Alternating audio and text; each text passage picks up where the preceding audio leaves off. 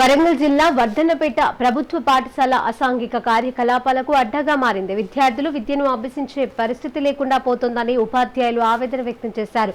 దీంతో ఆకతాయిలపై చర్యలు తీసుకోవాలని ఉపాధ్యాయులు పోలీసులను ఆశ్రయించారు. ఈ ఘటనపై గ్రామంలో దండోరా వేయించడం ప్రస్తుతం చర్చనీయాంశంగా మారింది. ఇక ఉపాధ్యాయుల ఫిర్యాదుతో స్పందించిన వర్ధన్నపేట సర్కిల్ సిఐ సూర్యప్రకాష్ పాఠశాలను సందర్శించి కారకులపై చర్యలు తీసుకుంటామని వెల్లడించారు.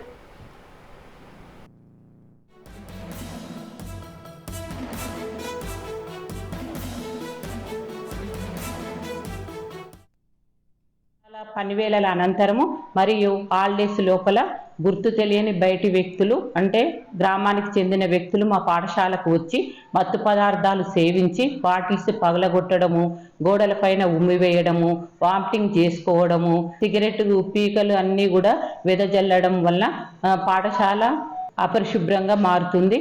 ఈ అపరిశుభ్రంగా ఉన్న పాఠశాల లోపల విద్యార్థులను ఉపాధ్యాయులు మేము అందరం కూడా అసౌకర్యానికి గురి అవుతున్నాము. చాలా ఇబ్బందికరమైన పరిస్థితులు ఏర్పడుతున్నాయి. ఈ విషయం గురించి స్థానిక పోలీస్ స్టేషన్ లోపల కూడా కంప్లైంట్ ఇవ్వడం జరిగింది.